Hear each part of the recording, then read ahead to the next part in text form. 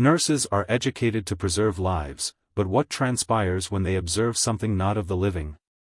Patients report apparitions in the corners of their rooms, voices echo from deserted corridors, and shadows shift when no one is present.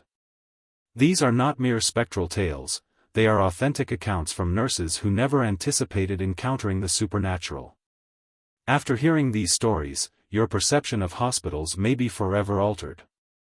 I've encountered much in my nursing career, but certain moments stand out, ones that make you reconsider what you understand about existence and demise, what your eyes perceive and your heart senses. There are phenomena I can rationalize, and then there are occurrences that defy explanation.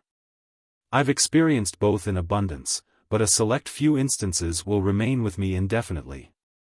This specific night was one of those serene shifts, the type where the external world seems to pause, and all that remains is the gentle hum of machinery and the delicate cadence of a patient's breathing.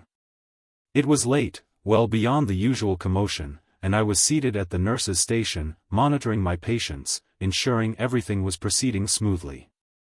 One patient, a man in his mid-30s, had undergone more than anyone should have to bear. His body was marked with burns, severe burns from an incident that had robbed him of everything: his residence, his occupation, even his prospects. His prognosis was doubtful, and we all acknowledged the profound trauma.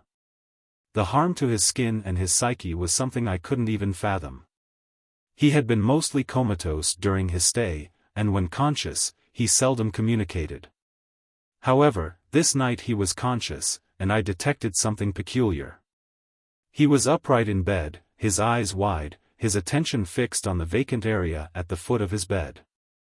I approached him, inquiring if he required anything, but he merely gazed at me, almost as if perceiving something I could not. He blinked and then murmured something inaudibly. "Who is it?" I inquired gently, drawing nearer, my hand on his arm. "Who's there?"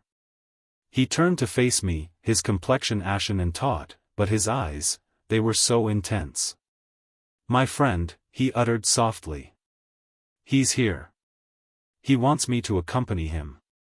I didn't comprehend his meaning initially, but the manner in which he expressed it, so tranquil, so assured, sent a shiver down my spine. He wasn't agitated, he wasn't exclaiming in terror or agony. He appeared almost serene. I peered down at the foot of his bed, where he was gazing, and there it was. I struggled to articulate it, but it wasn't merely the flicker of a shadow or a trick of the light. It was a vapor, but not like mist or vapor. It possessed a form, like a cloud that was too dense to dissipate yet too insubstantial to be solid. It lingered there, subtle, almost imperceptible at first, but I couldn't disregard it. I remained quiet, merely observing him, anticipating. He spoke again, his voice barely audible. "He's requesting I join him," he stated, his eyes reverting to the vapor. "I don't know why, but he says it's time." I was stunned. I was aware that the man's friend had been involved in the same mishap. He had been in even graver condition, burned almost beyond identification. The physicians had informed us that his chances of survival were minimal. But what the patient didn't realize, what no one had disclosed to him, was that his companion had expired just moments earlier. I'm uncertain why we withheld this information. Perhaps we were attempting to shield him, to spare him the anguish in his ultimate hours, or perhaps, subconsciously, we simply didn't want him to endure any further suffering. I inhaled slowly, my thoughts racing, attempting to formulate a response. And in that instant, I reached a conclusion. I'm unsure why, but I did. I leaned closer to him, communicating softly with the kind of tenderness I reserved for the most challenging situations. "If you wish to go with him," I uttered gently, "it's permissible. You may." He nodded, as though comprehending, and the most serene expression settled upon his countenance. I couldn't elucidate it, but I knew he understood something had altered for him. Minutes elapsed, and it seemed as though time decelerated. His respiration became slower, deeper. He was composed, his eyes never straying from the vapor that persisted at the foot of his bed. Then, abruptly, the vapor seemed to transform. It was dissimilar to before, it shifted. No, it didn't merely shift, it ascended gradually. It congregated at the foot of his bed and then drifted towards the window. I observed, breathless. I wasn't the sole witness. 2 other nurses, Mary and Jean, had entered to check on him, and they perceived it as well. We didn't converse initially, but we exchanged glances. The vapor had commenced moving as though it were guiding him, drawing him like a whisper on the breeze. It levitated, traversing through the window just as the initial suggestion of daybreak crept into the firmament. It wasn't a marvel, not in the conventional sense. It wasn't some theatrical spectacle with illumination and resonance, it was subdued, unpretentious, yet it was genuine. I cannot clarify it, but neither can I refute it. He departed just moments thereafter. His respiration ceased, and the monitor displayed a flat line. We proceeded through the requisite protocols, and as we did, I couldn't dispel the sensation that something had transpired, that something had been liberated, both for him and for his companion. We didn't mention anything to his family at the time, but I believe they were aware. How could they not be? They could discern the tranquility that had settled within the chamber. I don't recall their names, perhaps I'm not intended to. But I will never forget them. I will never forget the vapor, or the manner in which he spoke of his friend, or the sensation of liberation that overcame me when I comprehended what had occurred. I will retain that moment perpetually. It wasn't merely a departure, not just a demise, it was a convergence, an ultimate expedition. And for all the patients I've attended to, for all the farewells I've observed, I believe that when you perceive something like that, when you witness a spirit emancipated, it transforms you. It alters your perspective on life, your perspective on demise. And ultimately, it reminds you that it's acceptable to release, because occasionally, the most arduous task isn't relinquishing life, it's relinquishing the anguish that confines us here. Greetings, companions. I appreciate you observing. A special acknowledgement to our subscribers, you sustain these eerie narratives. However, here's the caveat, only 30% of viewers are subscribed. If you appreciate our material, subscribing assists us more than you realize. It requires a moment but makes a substantial impact. While you're at it, like and share to sustain the suspense. Gratitude once more, you facilitated this. I'll encounter you in the subsequent one, if you venture. I'm not one to be engrossed in anything occult or inexplicable. I've consistently been the pragmatic type, a nurse through and through, trained to concentrate on the tangible, the quantifiable, the things I can perceive and contact. However, there are occurrences in this profession that, regardless of how diligently you attempt to rationalize them, simply defy logic. There was this one instance, though, that has remained with me. It wasn't anything alarming or theatrical, but it was sufficiently disconcerting that I couldn't merely dismiss it. And it involved my associate, Joyce, a nurse with a splendid sense of humor, who also happened to have a profoundly authentic encounter with something I simply couldn't elucidate. We had a patient named Laura. She was a sizable woman, benevolent but delicate, and regrettably, she passed away during one of my shifts. I recall the period following her demise all too vividly. Joyce and her CNA were assisting with what we term death care. They were preparing Laura's body, and that's when Joyce made a remark that, at the time, seemed innocuous. As they delicately rolled Laura over, Joyce exhaled and stated, almost jestingly, "Oh, Laura, you are dead weight." It wasn't anything malevolent, just a light-hearted, perhaps slightly offhand comment made amidst an emotionally taxing procedure. But Joyce, being the grounded individual she is, didn't dwell on it. After all, Laura was departed, correct? She couldn't possibly have perceived anything. However, a couple of days later, Joyce drew me aside, appearing somewhat more apprehensive than usual. "I believe Laura perceived me," she stated, a peculiar inflection in her voice. "I'm encountering difficulties each time I enter the room." I arched an eyebrow, and I concede, I chuckled slightly. "Joyce, you must be jesting." Laura's deceased. How could she have perceived you? But Joyce was earnest, and to be candid, I've witnessed sufficient peculiar phenomena in my years of nursing that I couldn't entirely disregard her sentiments. So, being the supportive companion that I am, I consented to accompany her to her room, though I still didn't anticipate anything to materialize. "Observe this," Joyce stated, sounding almost agitated. "Enter the restroom and cleanse your hands. Just observe me." I shrugged and adhered to her directives, not entirely certain where this was leading.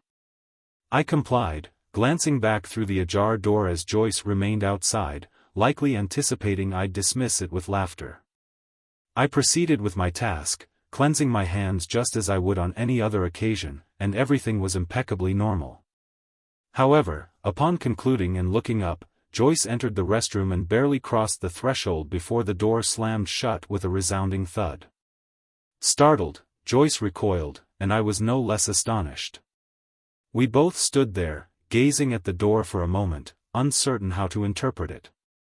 The sound of water gushing abruptly permeated the room. Water was surging from the faucet, splattering in all directions, almost as if someone had activated it at full capacity. But the faucet had been deactivated when I departed. Joyce merely stared, her expression wide-eyed and perplexed. "I didn't even manipulate it," she uttered, more to herself than to me.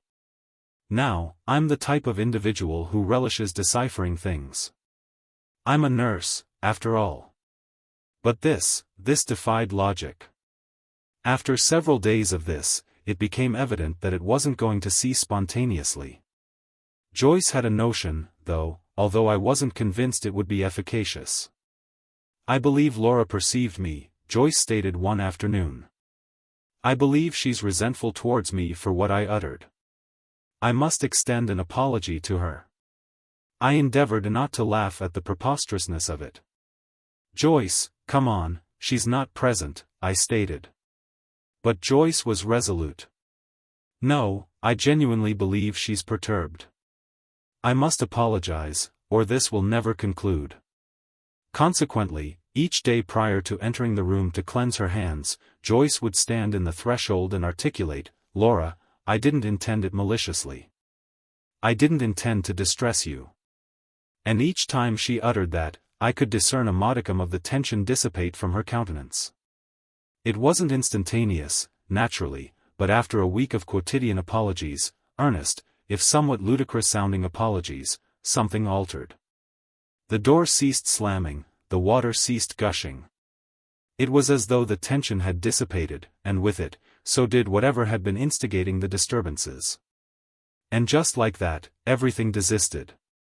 Joyce was able to cleanse her hands without incident, and her room reverted to the tranquility it should have possessed from the outset.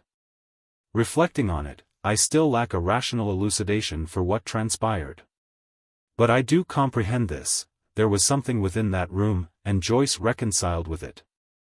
I surmise we all reconcile with things eventually, in our own manners, whether through utterances, deeds, or mere acceptance. But that encounter, Joyce's apology to Laura, the peculiar occurrences within that chamber, it remained with me, not because it was mystical, but because it was human.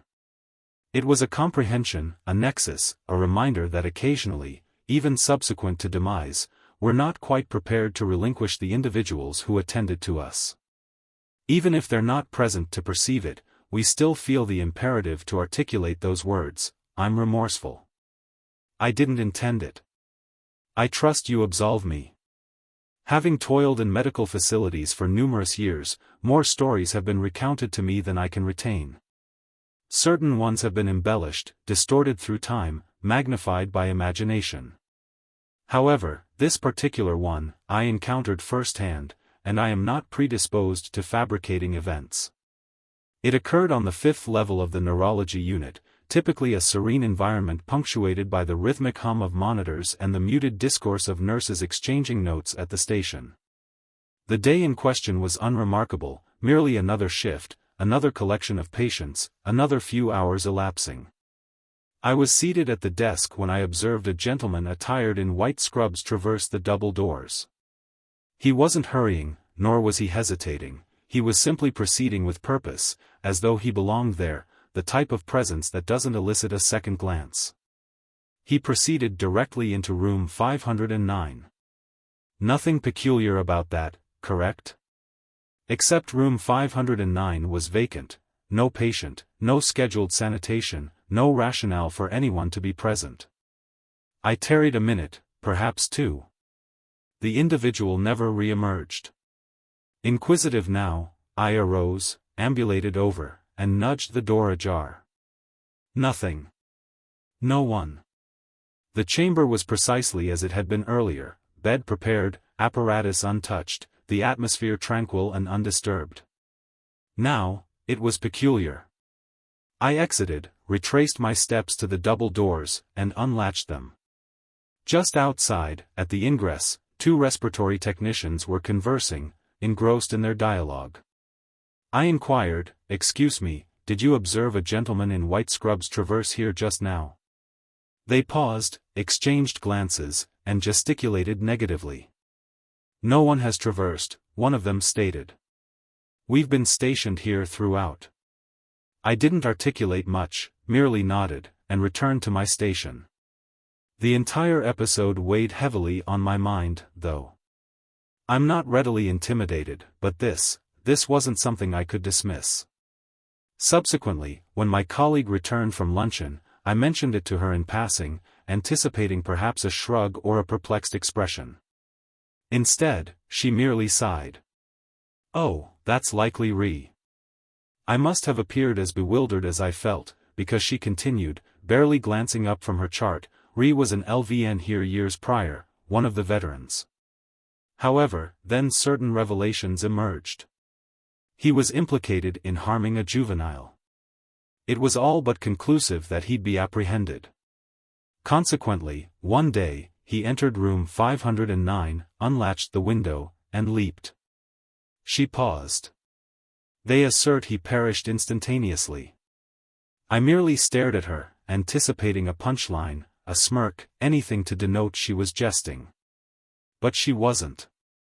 She simply resumed her notations, as though she hadn't casually divulged that intelligence, as though it were merely another facet of the hospital's chronicle. "We perceive him frequently," she appended, almost as an afterthought. And that was it. No theatrics, no flickering luminaries, no murmuring intonations in the obscurity. Just a gentleman attired in white scrubs traversing the portals, heading into a chamber that no longer pertained to him. One evening, I was conducting my rounds, just as on any other nocturnal period. The subdued resonance of my footwear against the linoleum surface reverberated through the corridor, and the hushed discourse of nurses and aides, infusing the chambers with taciturn solicitude, enveloped me. As I ambulated past the rooms, I scrutinized the inhabitants, ensuring they were at ease, ensuring the night was unfolding uneventfully. That's when I encountered her. She was an elderly dame, an inhabitant who had resided with us for some duration. She was delicate, with a tender, amiable grin that would illuminate her countenance when she greeted anyone. A few days prior, she'd been dispatched to the medical facility, her condition had deteriorated, and we were all apprehensive, although we didn't articulate it overtly. She had been there for a hebdomad, and we all comprehended that it was ostensibly her juncture. However, that night, as I entered her chamber, I perceived something that halted me in my progressions. There she was, recumbent in bed, precisely as she had been prior to her departure. The bed was immaculately prepared, with the crisp, immaculate linens tucked at the angles. She appeared tranquil, almost as though she had merely returned from an excursion or a transient repose. I grinned and advanced nearer, summoning her softly. "Welcome back," I articulated, anticipating that perceiving her would signify she was convalescing. I ambulated over to the CNA who had been attending to her and inquired, "How is she?" I was unaware she had returned from the medical facility. The CNA regarded me, a perplexed expression on her countenance. "She's still there," she stated. "She hasn't returned yet. She's still at the medical facility." I blinked, disoriented. I had just conversed with her, I'd perceived her recumbent there, directly in front of me. I wasn't mistaken, I could have sworn I was conversing with her. "Are you certain?" I inquired, my intonation escalating slightly in dubiety. I turned to the nurse who had been assisting with the rounds. "Come hither, you must witness this." When we reached the chamber, the bed was vacant and impeccably prepared. A few hours later, the telephone resonated at the nurse's station. It was the medical facility. They apprised us that our inhabitant had expired. She had perished earlier that evening. The juncture of demise was almost precisely congruent with when I had perceived her in her bed. I am at a loss to elucidate it. I am uncertain what transpired, perhaps it was merely a fortuity. However, I cannot dispel the sentiment that she returned. I prefer to conceive she returned to bid adieu, to depart in tranquility. After all, when you've dedicated your existence to bestowing so much upon others, isn't it solely equitable that you possess the opportunity to depart on your own volition? The remainder of the shift elapsed without incident, yet I couldn't dispel the sentiment that I had witnessed something profound, something I would perpetually retain. She returned, and I am appreciative for that, appreciative that, in some manner, she was able to attain tranquility and articulate her ultimate farewell. It's junctures like that, junctures you cannot elucidate, that remind you of the phenomena we do not entirely comprehend. And perhaps that's acceptable, perhaps it suffices to comprehend that occasionally, the individuals we attend to return to us just sufficiently to ensure we are well. And then, when they ascertain we are at peace, they can depart. Having served as a nurse for such an extensive duration, my tenure has vastly exceeded my initial anticipations. I have witnessed phenomena I cannot elucidate. I have heeded narratives from my associates, from patients themselves. Certain ones are more challenging to accept than others. However, the one I retain most vividly is from my nascent periods. It was something I didn't desire to perceive, yet it's something I will perpetually retain. It was belated, just subsequent to the shift alteration. I had just commenced toiling the nocturnal shift at that diminutive medical facility, the type where the corridors are hushed and the sole audibles you perceive are the stridulations of monitors and the muted scuffle of your own footsteps. I was designated to a patient, a dame who had been intermittently conscious for the preceding few days. Her kindred were present, yet they departed for the night, fatigued following a protracted day of vigil at her bedside. I was solitary with her, scrutinizing the customary vitals, ensuring she was at ease. I didn't anticipate anything anomalous to transpire that night. I didn't anticipate what ensued subsequently. I remained by her bedside, regulating the intravenous drip. The chamber was dim, just the faintest illumination from the corridor seeping through the aperture of the portal. I was executing my responsibilities, nothing extraordinary.